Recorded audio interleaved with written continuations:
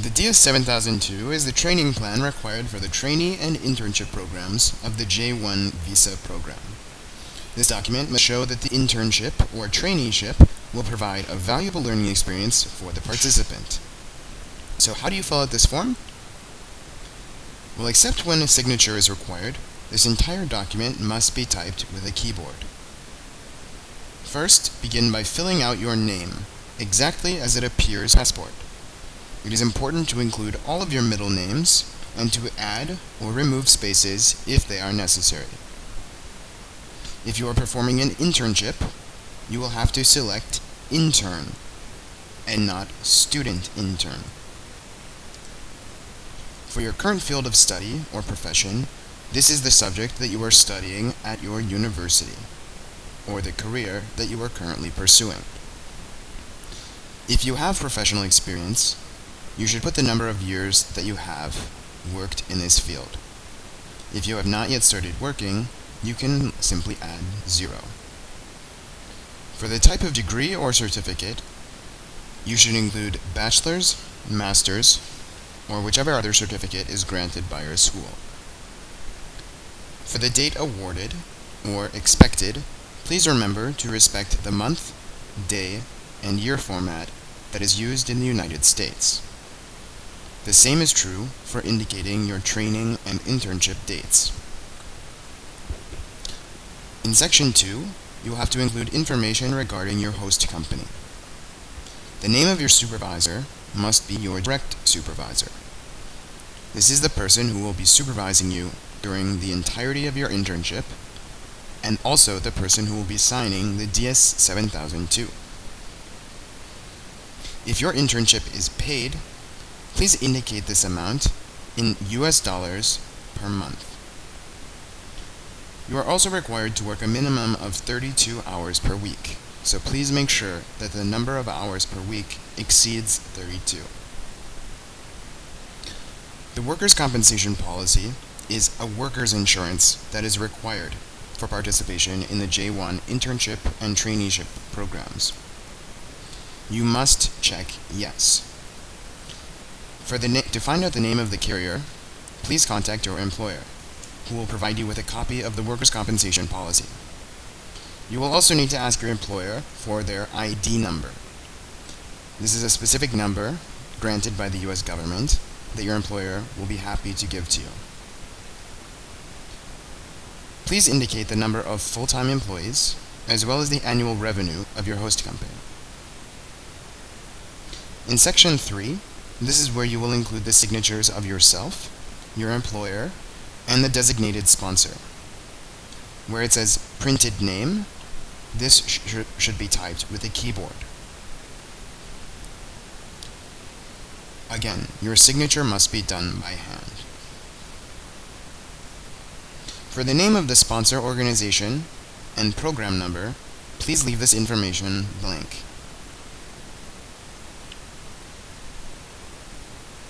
In Section 4, this portion covers the different phases of your internship. Each phase can last a total of 3 months, meaning that you must have 2 phases if your internship will last for 6 months. For the brief description of your role during the phase, write a 1-sentence summary of the missions that you will be pursuing during this phase. Next, you will detail your goals and objectives for this phase of the internship. You can explain what you hope to master and how the phase will contribute to your professional development. Next, you will be listing specific skills, knowledge, and techniques that you will be acquiring during this phase of your internship. You can explain what you hope to master and which skills you hope to improve upon during this phase. For the next portion, the cultural activities section, this is important because the Department of State requires employers to provide you, as an intern or trainee, with cultural activities during your time in the United States.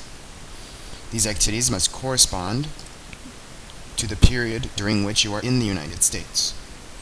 So, if your internship takes place from September until January, you cannot include that you will attend a 4th of July barbecue. If you don't know which cultural activities are provided, please ask your employer, who will be happy to indicate them to you. In the next box will be listed the specific missions that you will perform during each phase of your internship or traineeship. You should list any training activities that may take place under direct supervision, and this section should be rather detailed, explaining the specific tasks of each phase. In the Methods of Supervision section, you must explain that you will be working under your direct supervisor throughout the entirety of the internship or traineeship. You must also include the supervisor's title, the number of years of experience, and explain why they are qualified to supervise you throughout your training. This section can also be used in the rest of your phases. In the final section, the Methods of Performance Evaluation, this is perhaps the most important part of the DS-7002. In this section, you must detail the formal meetings that will take place with your direct supervisor regarding the progress of your training. These meetings must be one-on-one and must occur on a regular basis. The evaluations should take into account your strengths, but should also highlight where there is room for improvement. This section can also be used in all of the phases of your DS-7002. Once you have finished all of the phases, please have an English speaker read over your DS-7002 to correct any mistakes or ambiguity that you might have missed. Apart from that, that's it. That's your DS-7002, and will allow you to apply for the J-1 visa for an internship or traineeship in the United States. Good luck, and we'll see you soon.